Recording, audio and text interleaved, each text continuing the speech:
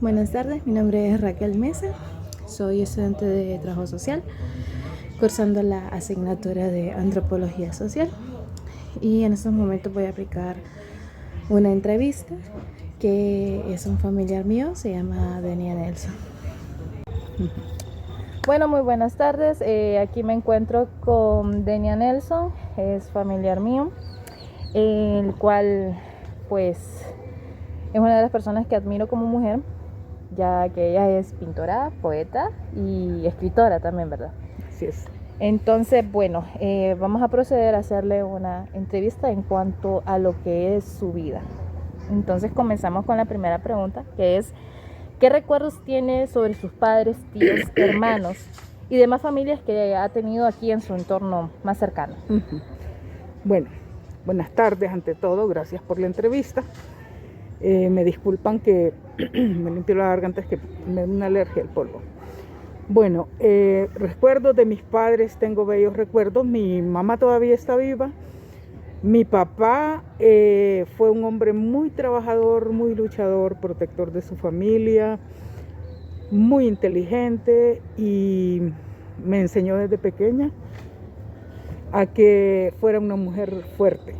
Él me decía: uno no se debe dejar de nadie, uno debe defenderse y debe aprender a conocer a las personas.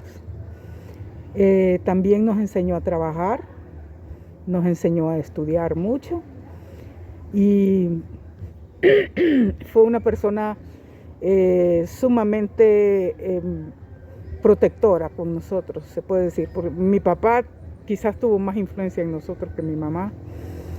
Él fue escritor también, primero se dedicó a la agricultura y después, a los 78 años, él decidió escribir memorias que tenía de Santa Lucía. Mi mamá, de los recuerdos que tengo de la infancia, pues nos enseñó también a trabajar mucho, era exigente. Ella, en ese tiempo no había mucho peligro para los niños y no se miraba mal cuando un niño ayudaba en la casa o cuando ayudaba en los negocios. Entonces a nosotros nos mandaban a vender verduras, mi mamá, y nos mandaba a vender pan, porque ella horneaba pan. Mi abuela también lo hacía, y andábamos por todo el pueblo de Santa Lucía con mi hermana y mi hermano vendiendo pan, vendiendo verduras, y de ahí nos daban 10 centavos como pago. Y nosotros lo metíamos en una alcancía, y era una gran novedad cuando venía un carro a vender helados, porque en ese tiempo no había energía eléctrica en el pueblo. Entonces nosotros en ese día sacábamos el dinero de la alcancía y corríamos a comprar helados. Era todo un evento. Y también guardábamos las bolsitas que venía el café. Esas cosas se hacían en ese tiempo, todo el mundo guardaba todas sus bolsitas y hacía paquetes y de ahí las cambiaba por juguetes. Y otra cosa que recuerdo también es que teníamos una escuela que íbamos en 2 jornadas y entonces veníamos a desayunar y veníamos a almorzar y de ahí volvíamos a la escuela. Y pues en realidad tuvimos una infancia muy bonita, todos los vecinos colaboraban en cuidarlo a uno. Entonces se sentía uno muy bien. Con los primos, con todos los primos jugaba, nos deslizábamos por las calles empedradas, en unas tablas que les poníamos cera. Éramos en realidad unos niños bastante traviesos. No sé, creo que mis padres tuvieron mucho aguante, porque hasta por el techo de la iglesia católica andábamos corriendo encima, por la orilla, entonces era tremendo. Sí, eso es más o menos lo que recuerdo de la infancia. De la infancia. Bueno, ya nos mencionó también de cuáles eran los juegos que hacían, que era deslizarse ahí con las tablitas. Sí, otros juegos también, la anda, Doña Ana no está aquí, juegos de ronda, cantos, romerías. También jugábamos de la casita, jugábamos de cocinar, jugábamos de tener pulpería, jugábamos de andar a tuto, de tejo, maule, nos metíamos en todo. Que aquellos tiempos creo que eran más sanos. Era mucho más sano. Sí. Bueno, ¿a qué edad comenzó la escuela? Si se acuerdan, ¿en qué grado lo comenzó?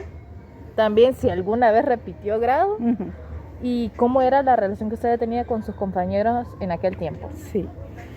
Bueno, en ese tiempo a uno no le ponían una edad exacta para entrar a la escuela, entonces a mí me matricularon a los 5 años en primer grado. Apenas los acababa de cumplir. Y era una vergüenza porque todavía tomaba Pepe. Entonces a la escuela, mi abuela, al recreo, me llevaba el Pepe. Y me lo pasaba por un hueco. Y yo me lo tomaba en recreo. Todos mis compañeros se burlaban de mí. Y el profesor a veces me regañaba. Entonces un día me pegó en la cabeza. Creo que fue un poco en broma, no creo que lo haya hecho por dañarme. Entonces me dijo, niña, deja de tomar Pepe. Me pegó en la cabeza. Y me retiré de la escuela. Hasta el siguiente año dije que iba a volver y nadie me pudo hacer volver a la escuela ese año. Hasta que cumplió los 6 años. Hasta que cumplí los 6. Ajá. Y después, a los 6 años entonces comencé de nuevo la escuela. Ya sabía leer y escribir cuando entré a los 6. Y mi abuela me mandó a trabajar a los 6 años. Me dijo, me entregó un azafate lleno de mazapanes y semitas. Y me dijo, mira, te vas a ir a vender esto por este barrio.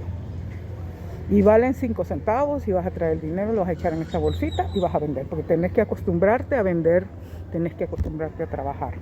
Y yo me fui a vender y todo. Me va a disculpar, pero ¿cómo es el mazapán? Yo no lo conozco. Los mazapanes son como como que fueran unas semitas pequeñas, pero son de queso. Es pan de queso. Ajá. Y son infladitos porque son un poco fermentados, pero son de maíz. Voy a tener que hacerlos para enseñarte cómo son. Sí, porque no los conozco. Ahí te voy a invitar cuando los hagas. Bueno, en su juventud, entre los 17 y 25 años, ¿usted todavía estaba estaba estudiando o ya trabajaba? Y también cuéntenos si tuvo algún novio en el lapso de ese tiempo. Sí, bueno, ya después que fuimos a la secundaria nos mandaron a vivir en Tegucigalpa, porque antes no había transporte que a cada rato para Santa Lucía, solo había un viaje a las 4 de la mañana y el otro viaje regresaba a las 6 de la tarde. Entonces nos tuvieron que buscar una casa donde viviéramos y nos llevaron a la colonia Kennedy. Ahí en la Kennedy nos matricularon en el Mía Selva. Y ahí fue donde empezaron algunos muchachos que nos estaban tirando el cuento para que fuéramos novios. Yo la verdad no tenía interés en tener novio en esa edad, pues tenía apenas 11 años porque salí muy rápido de la escuela. Y pues sufrimos bastante bullying porque éramos como como éramos de pueblo remoto en ese tiempo, éramos un poco dunditas con mi hermana.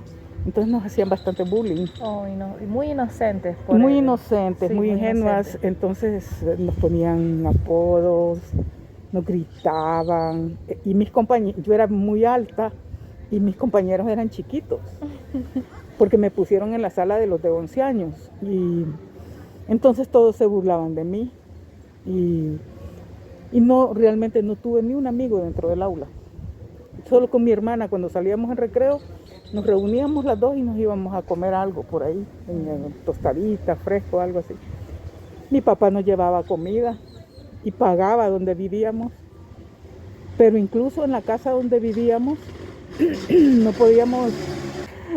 Bueno, y disculpando porque Sí. hubo una interrupción. Bueno, continúe. Sí, entonces ahí en la Kennedy vivimos, estudiamos en Mía Selva. Terminamos el ciclo, después yo me fui para Estados Unidos. En Estados Unidos sí tuve unos novios, tuve 2 novios, uno que era familia del Shah de Irán. De Irán, sí. Ellos estaban como refugiados en Estados Unidos porque tenían unos problemas allá en Irán. Y tuve ese novio y también anduve con uno de un grupo musical muy famoso, un muchacho que se llamaba Scott. La banda de AC/DC, AC/DC. ACDC. Con uno de esa banda también anduve. ¿Quién la mira? Sí, no, andaba, me salían unos buenos. Bueno. Sí, tuve algunos y luego tuve unos novios aquí en el pueblo también, pero Finalmente me hice novia del muchacho que peor me caía, porque cuando conocí a mi novio, que es el que ahora es mi esposo, uy, me cayó tan mal, pero tan mal, que yo pensé, dije, "Uy, este tipo ni bañado en oro le haría caso". Y dice él que él cuando me conoció dijo, uy, qué mujer más loca, yo no le quiero hacer caso a una mujer así. Bien, bien dicen el dicho del Y- odio al amor. Exacto. Y entonces, no nos hicimos novios. Sí. Bueno, Ujú. coménteme cómo era la relación que usted tenía con sus padres y si alguna vez tuvo algún conflicto con ellos. Sí, era un poquito pesado con mi mamá, era bien estricta, casi no nos dejaba salir y si nos daba permiso una hora y si nos pasábamos de la hora, nos caía una macaneada. Entonces, incluso una vez en una feria me disfracé para venir a la feria porque ella no nos dejaba salir y yo me disfracé de policía y anduve en la feria. Ah, vaya. O sea, todo un caso. Bueno, veamos, bueno, también relacionado a eso, ¿hasta qué edad la dejaron salir sola y qué hacía los fines de semana también? Bueno, los fines de semana normalmente hacíamos fiesta con los amigos de acá del pueblo, de Santa Lucía, bailes, comidas, o ir a pasear a algún parque, irse ahí por la laguna a caminar y cosas así. Pero no, en realidad nos dejaron salir, se puede decir que ya cuando nosotros vivíamos en la Kennedy, nosotros salíamos pues a lo que íbamos al colegio. Y de vez en cuando íbamos al cine, pero aquí en nuestra casa, en Santa Lucía, nuestra mamá no nos dejaba salir. A veces mi papá discutía para que nos dejara salir, pero era bien difícil, entonces nos escapábamos. No éramos muy, así como muy obedientes, no, preferiríamos la macaneada. Sí. La rebeldía le ganaba. Sí, sí. Bueno, la siguiente pregunta es si sus familiares tienen o poseen algún terreno en el cual pueden tener cultivos, ganado, una forma de que ellos puedan generar ingresos. Uh-huh. Y si es así, o de qué otra manera ellos pueden generar ingresos. Uh-huh. Si no es por cultivo, pues, Uh-huh. ¿qué otra manera tienen? Bueno, mi papá cuando comenzó a trabajar muy joven, me cuentan los ancianos que él era un joven que alquilaba un montón de terrenos que estaban desocupados. Y él se iba con la gente y le decía, mire, alquíleme su terreno y yo le voy a pagar al fin de año cuando saque la cosecha. Entonces le prestaban un montón de terrenos y él así fue haciendo dinero y luego compró sus propiedades, que las vendió casi todas prácticamente. Solo nos dejó la herencia para que hiciéramos una casa cada uno y pues nos dio la herencia de nuestros estudios también. Pero sí, finalmente solo la propiedad de la casa fue lo que quedó. Ya de parte de mi mamá, pues ella tuvo sus herencias y todo también, pero son compartidos con sus hermanos. Ok. Ajá. ¿Qué tipo de alimentación ustedes tenían de pequeñas? ¿Cuál era su plato favorito? Y en la forma en que se cocinaba, si lo hacían en fogón o era estufita de leña, o bueno, ¿en qué se cocinaba? Se cocinaba en un fogón con leña de roble y leña de... Bueno, retomando un poquito, tuvimos unos imprevistos afuera. Entonces, sí nos comentaba cuáles eran sus alimentos favoritos, platillos favoritos y Sí. en qué los cocinaban, ¿verdad? Ajá, bueno, cocinábamos en fogón, las tortillas con mantequilla que la hacían acá con la propia leche entera, mantequilla rala le llamaban, y eso era muy rico para mí. Los frijoles, pues siempre en todo hogar hondureño, frijoles cipes y otro tipo de cosas. Lo que sí consumíamos eran muchísimas frutas, mangos, naranjas, limones, ciruelas, muchas ciruelas, y teníamos en cantidad. Entonces, prácticamente creo que casi todo el año tomábamos jugo de naranja. Jugo de naranja. Jugo de naranja muchísimo. No era un jugo dulce, era un jugo un poco ácido, pero nos encantaba. Y tomábamos café, bastante café. ¿Y, ¿cómo se llama? ¿Y en qué cocinaba su mamá? ¿Sí? Cocinábamos en fogón con comales que tenían comales de barro y básicamente eso. Y también, digamos, la carne, se comía generalmente carne asada. Comíamos carne de res, pollo, pescado, porque en ese tiempo en la laguna de Santa Lucía se sacaba un pescado muy bueno y era muy limpia la laguna. Sí, en aquel tiempo. Entonces sí, comíamos pescado tostado al comal y frito también. Pero teníamos una buena dieta, muy nutritiva. También en ese tiempo, ¿qué bebidas habían? Bueno, si habían bebidas gaseosas, ahorita que existía la Coca-Cola, el Sprite y eso, pues no sé si en aquel tiempo lo había, ¿verdad? Sí había, pero como no había electricidad, entonces esos refrescos normalmente estaban calientes. Ajá. Y calientes no saben muy bien. Entonces casi siempre tomábamos jugo de sandía o de melón o de nada. Pero como les digo, jugo de naranja era la bebida del día. Eso Y sí. café.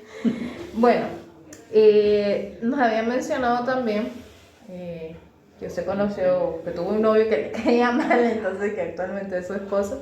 Entonces cuéntenos un poquito de esa historia, de cómo lo conoció, él de dónde es originario, también cuánto tiempo llevaron de noviazgo y a quién se le pidió permiso, si él fue a pedir llegada, se presentaron o si alguno de sus padres estaba en contra de ese noviazgo.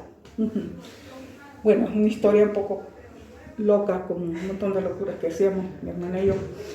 En realidad yo me hice novia de él por una apuesta. Fuimos a una fiesta y una amiga dijo, mira que a mí me gusta fulano, a mí también, le dije, pero eran mentiras, mías a mí no me gustaba. Entonces ella me dijo, apostemos 10 lempiras, a ver a quién le tira el cuento primero. Pero a ella no era que le encantaba tampoco, ¿verdad? Entonces apostamos 10 lempiras. Y yo realmente quería ganarme a 10 lempiras. Entonces, que en ese tiempo eran como 100. Sí, Entonces yo por esos 10 lempiras, en realidad yo me le declaré a él. Pero mi amiga no supo. Ella creyó que yo me gané realmente esos 10 lempiras. Pero yo hice trampa y actué muy mal en eso. Y no me interesaba a él ni yo a él tampoco, porque nos caíamos mal. Pero él me dijo que sí. Y anduvimos como 2 meses. Y luego de los 2 meses de andar, nos damos cuenta que sí nos gustábamos, en serio. Sí, te gusta.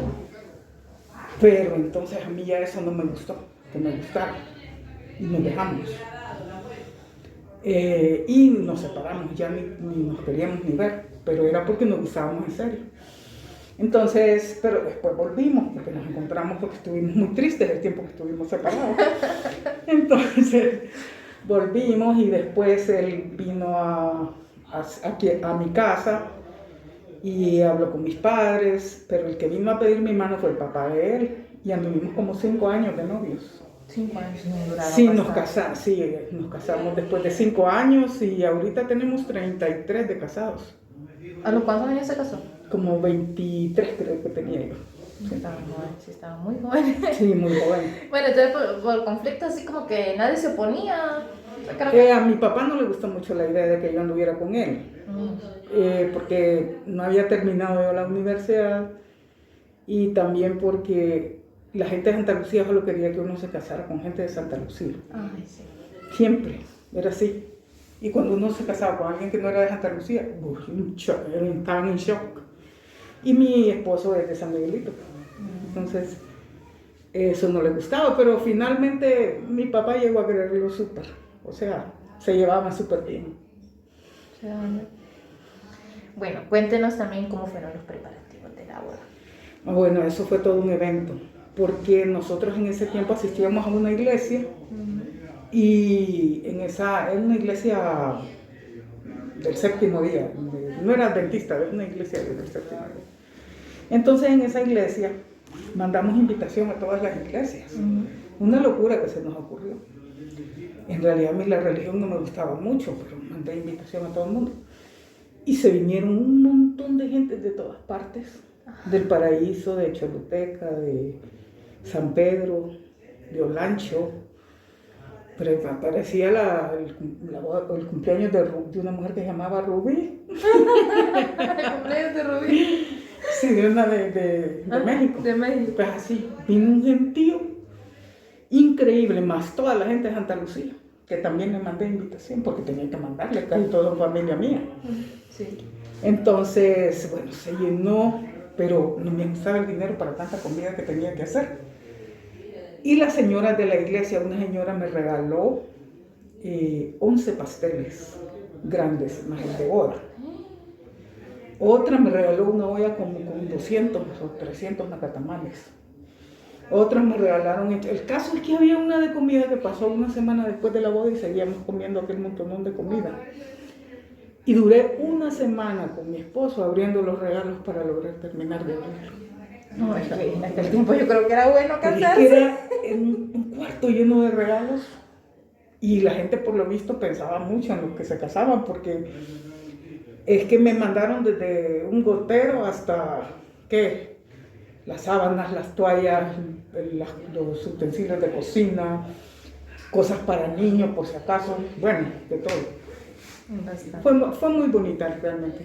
Bueno, ya nos pasamos de tiempo, pero bueno, continuando. Ay, ¿por qué? ¿Qué costumbres adquirió de su esposo y cuáles ya las agarra como normalmente, como normalidad? Sí, bueno, pienso que una de las cosas mejores que he aprendido de mi esposo es a no ser una persona estresada.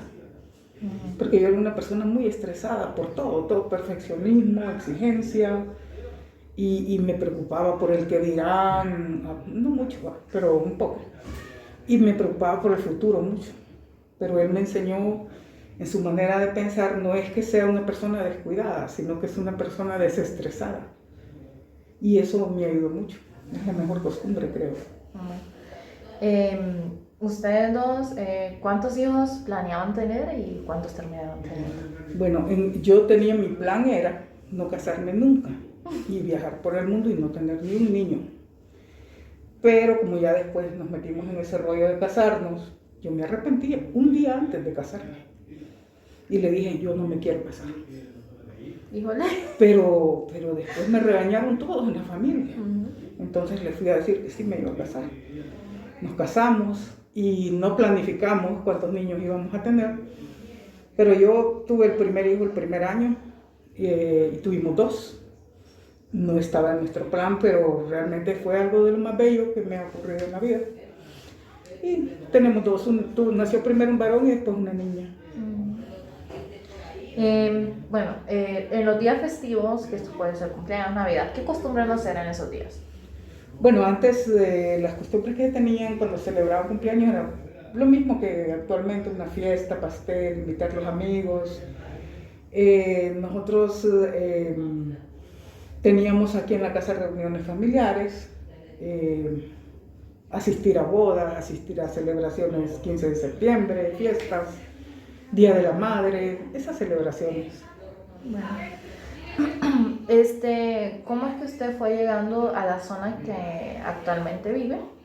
¿Y cómo es su ambiente, su entorno? ¿Cómo cree que es? Pues es un ambiente un poquito parecido a los ambientes de Tegucigalpa, creo, porque tengo muchos vecinos que se han venido a vivir ahí, pero que no son de Santa Lucía, entonces no nos conocemos mucho. Pero extraño un poco el ambiente de pueblo, porque aquí en el centro de Santa Lucía casi todos nos conocemos.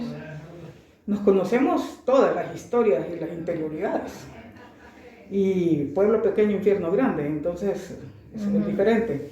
Y fuimos a dar allí porque mi papá compró esos terrenos y fue parte de la herencia que nos dio a mis hermanos y a mí. Y nosotros con mi esposo teníamos una casa en otro lugar, pero la vendimos y nos fuimos a construir ahí, entonces vivimos en ese barrio. Bueno, nos mencionó que usted no estaba muy interesada en la religión, ¿verdad? Si me puede comentar si actualmente está participando en algún tipo de religión y si fue por voluntad propia o fue porque se la inculcaron desde pequeña. No, ha sido por voluntad. Primero nosotros asistíamos a la iglesia católica. Después, a mí siempre me ha interesado la espiritualidad. Siempre, mi relación con Dios es lo más importante que existe para mí. pero no me gusta que me impongan nada a ninguna persona. Peor un grupo que me vaya a decir, usted se va a cortar el pelo así, usted se va a vestir así. Eso no lo soporto. Entonces estuvimos en la iglesia cristiana, después de la católica estuvimos en otra que era de tendencia evangélica, y después nos salimos porque vimos que había mucha prohibición. Y después comenzamos a asistir a la comunidad hebrea, a la sinagoga, de los israelitas, ¿verdad? Y ahí hemos estado bastante tiempo ya, y sí nos gusta mucho porque se estudia mucho y nadie se mete en la vida de nadie. O sea, eso es algo muy bonito y es muy espiritual. Pero sí, o sea, mi relación con Dios sí es importante, ¿verdad? Y la de mi familia también. Y tenemos fe y creemos y todo, solo que no nos gustan las imposiciones humanas, eso es todo. Okay. Bueno, ya aquí en relación a la política, si le interesa la política y si usted ha participado en alguna lucha social. En luchas sociales sí, yo fui directora del Comité de Defensa de los Migrantes. Y estuve ayudándoles a migrantes que tenían que arreglar sus papeles en el extranjero y gente que venía a migrar y venía con traumas y cuestiones así. En eso ha sido la lucha en la que he participado, también en cuestiones artísticas, por ejemplo, exposiciones de pintura con referencia al respeto de los derechos humanos, y también en la literatura. Es una lucha para mí el poder llevar la realidad a las personas para crear conciencia social. Eso ha sido bien importante para mí. Pero no he participado en ningún puesto de política, sí me lo han ofrecido. Ya en los partidos políticos quizás algún momento participe de manera independiente o quizás cree mi propio partido, porque hasta el momento como es eso no me agrada, por eso no lo he hecho. Más que ahorita como están los partidos que tienen esa lucha y pues creo que no. Hay bastante corrupción. Sí. Por los momentos creo que no es aconsejable en el momento, sí. Bueno, aquí estamos en las diversas áreas culturales, ¿verdad? ¿Cuál cree que es la que más le apasiona? Bueno, es que es bien difícil porque sí me apasiona mucho la literatura, pero también me apasiona la docencia. A mí me encanta enseñar, ¿verdad? Yo soy feliz enseñando a los niños y creando una atmósfera de un juego para aprender. También me gusta mucho la pintura y también me gusta hacer cosas de muñecos, me gusta cocinar también. Entonces, en todas esas áreas, quizás lo que más me gusta es escribir, pero pelea eso con lo de pintar, porque me fascina pintar también. Sí, aquí pues, no en el área artística. En cuanto a las costumbres que tenemos en el pueblo, que son a los ritos fúnebres, que son los velorios, cómo se arreglan, por quiénes son arreglados y también cuándo es este deceso a la sepultura, a sepultarlos. ¿Cómo son estas costumbres aquí? Bueno, las costumbres, puedo hablar de antes, las que teníamos en Santa Lucía, era muy curioso porque, por ejemplo, se acostumbraba a tapar los espejos cuando alguien se moría, se acostumbraba a bañar a la persona que moría y vestirla. La mortaja decían, vestían de blanco, y la tenían que llevar para el cementerio con cierta dirección, los pies, que tenía que quedar la cabeza, no sé si era para el oriente y los pies para el occidente, pero una cosa que así tenía que ser. Incluso cuando murió mi papá, ya estas tradiciones no las siguen mucho, pero cuando enterramos a mi papá, alguien dijo, pónganle la cabeza para donde sale el sol, algo así, o los pies, yo no me acuerdo bien, pero alguien lo dijo en medio del entierro. Yo estaba concentrada en mi dolor en ese momento, no estaba prestando atención a eso. Pero sí, las costumbres han sido que todos los vecinos acuden al velorio, no importa de qué religión sean, todos van a expresar su dolor y todos van a acompañar en la noche el velorio, que normalmente dura un día, y cuando hay que esperar a algún familiar, pues duran más. A veces, por ejemplo, mi papá tuvieron que velarlo 3 días porque esperábamos a mi hermano. Entonces, sí, así es, pero sí hay mucha solidaridad.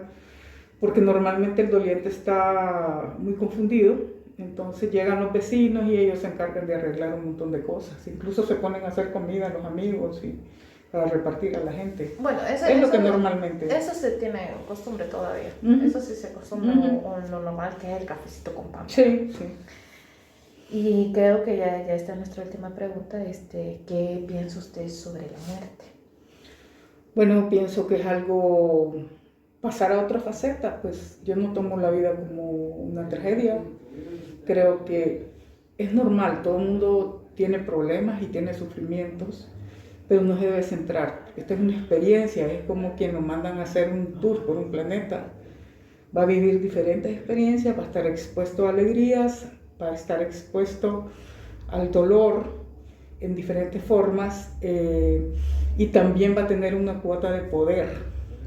Todo ser humano tiene su cuota de poder y va a decidir qué va a hacer con esa cuota de poder que tiene. Puede que mi poder sea atender a las personas si soy una recepcionista, educar bien si soy un maestro, expresar diferentes sentimientos si soy un artista, hablar por los que no hablan, diferentes cuotas, pero uno decide qué hacer en la vida y no se debe centrar en el dolor, sino saber que es pasajero. Y pues no tenerle miedo a la muerte, porque es otra fase,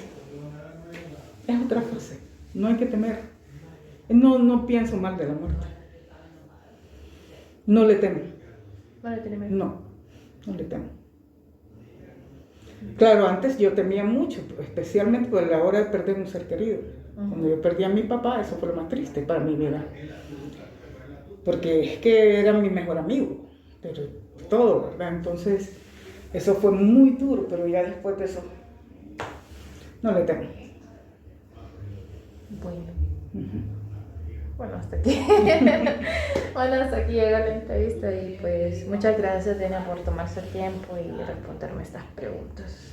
Bueno, gracias. A vos ya sabes que estoy a orden. Gracias.